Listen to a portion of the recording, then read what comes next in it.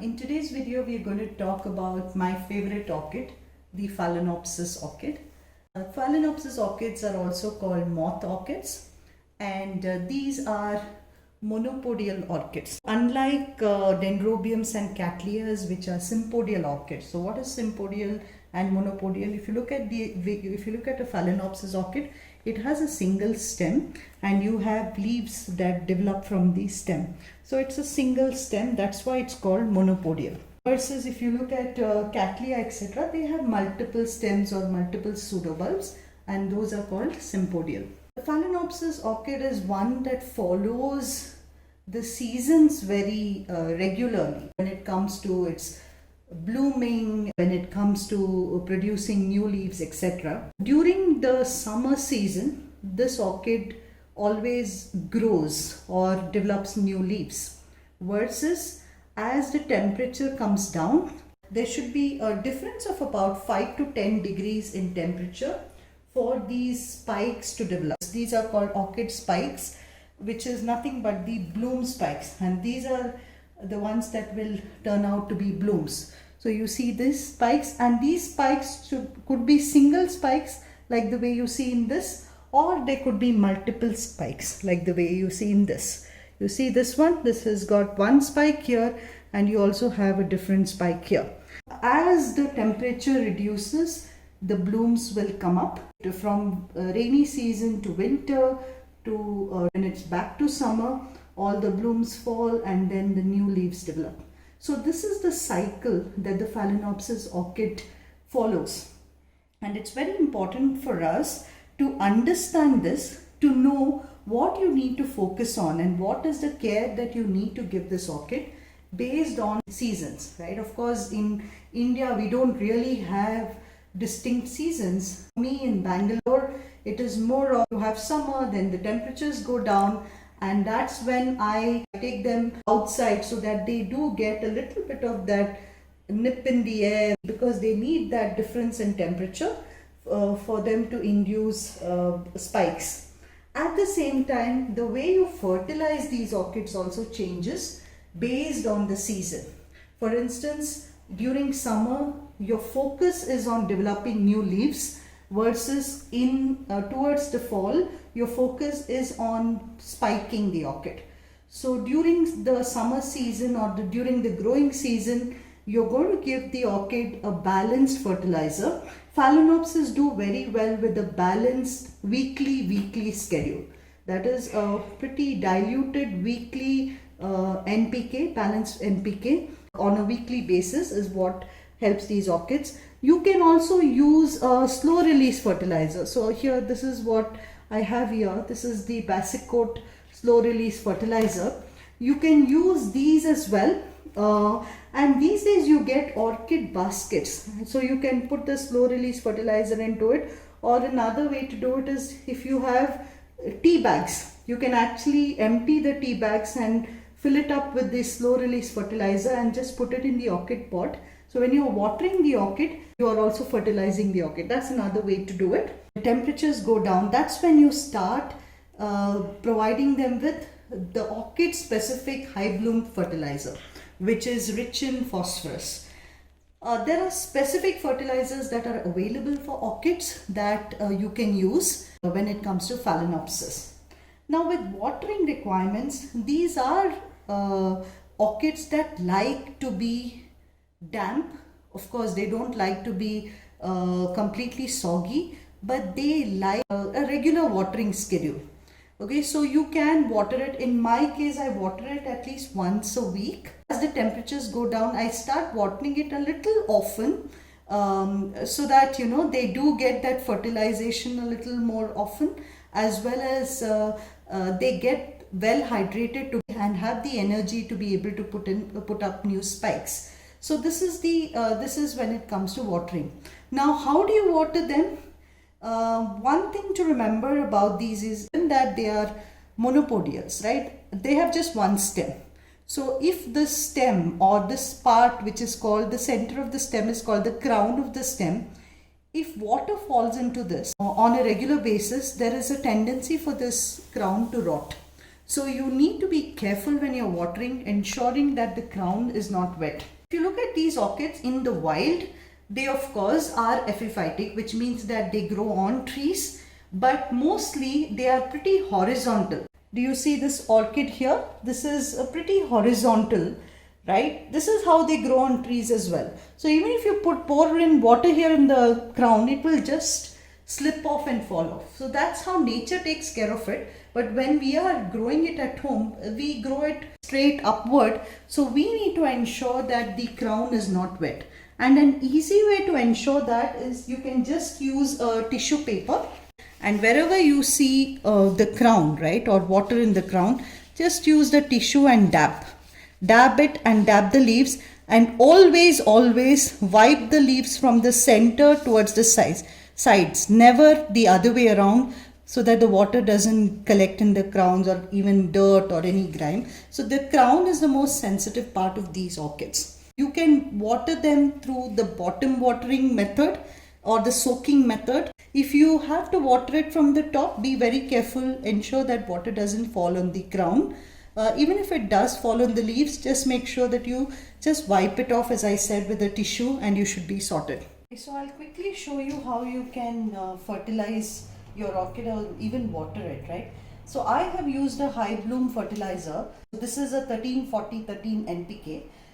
This one is not spiking yet, but of course this is the season for spiking. This orchid I picked up back in 2018, and it's still not spiking. It was as a seedling. Right? So two ways to do it. You can just pour water. Ensure that you're pouring water on the top like this. From the top, thoroughly water it so that you don't touch the crown. That's important. Okay, so make sure the entire media is wet. Okay, so this is one way to fertilize it. This one already has spikes. The small little spike is already developing. See, this was an old spent spike, and there's a new spike that is coming up here. Or the other way is just take this and put it in this. Okay, and leave it like this for about 15 to 20 minutes. After 20 minutes, you can remove it and just throw the water or put it onto some other plant. This is a high bloom fertilizer because of the season, and I want this to spike. That's why I'm giving it high bloom fertilizer. Now the other thing I wanted to show you is, although I did show you the staking mechanism, I just want to show you how you can stake your orchid. So to stake it, as I said before, you can use this is a bamboo skewer. This is nothing, you do get bamboo orchid stakes as well. If you don't get them, use a simple bamboo skewer that you use for any of your, like a barbecue skewer, etc. Orchid clip. Okay, just do this and you're done. You have staked your orchid. Ensure that it is giving it the support it requires. This one is still a little young, so you don't need to stake it. At some point, if you want, you can always stake this one as well. Okay, so this is how you stake an orchid, and this is how you water it and fertilize it as well. Lighting requirements.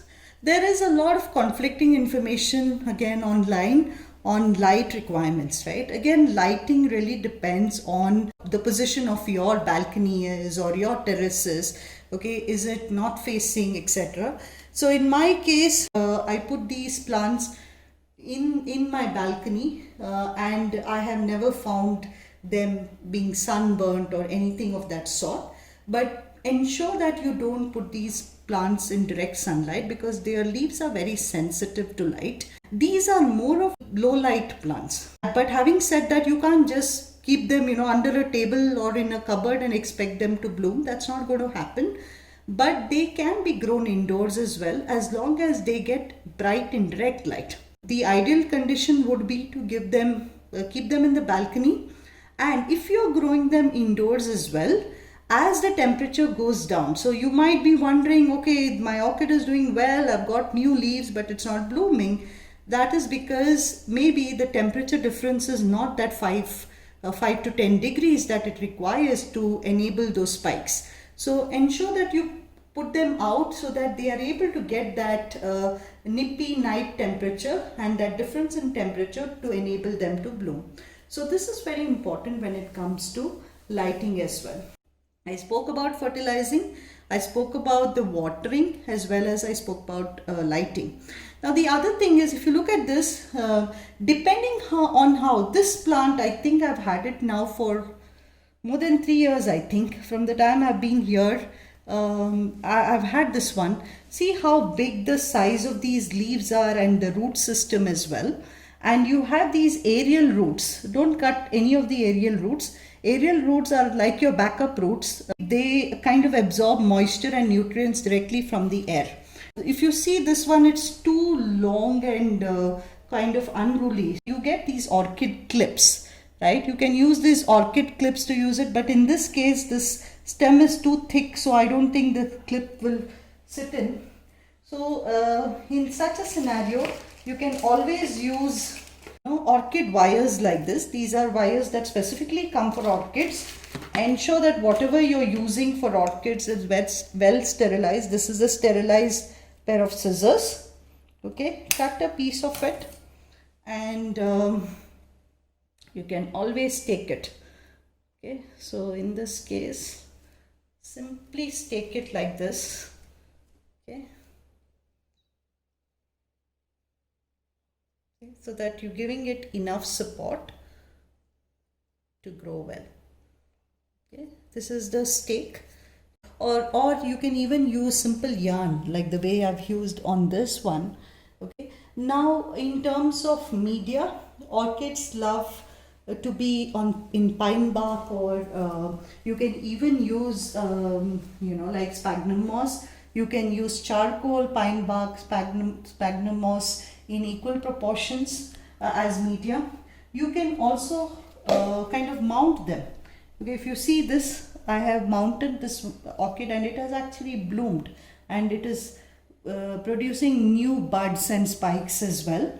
That's one thing. Now, once your blooms die or your blooms are all over, this is an example, right? So this spike is empty, it has already bloomed and the blooms have fallen off. Sometimes you do get new buds, but the other thing that you can do is, if the plant is healthy, you can cut it right above the node. Here, you see this is a node, this is a node, you can cut it right above the node, and if you still have the weather or the season for it to enable blooming, you can just cut it here and you may get a brand new bloom spike. Okay, I can show you an example of that.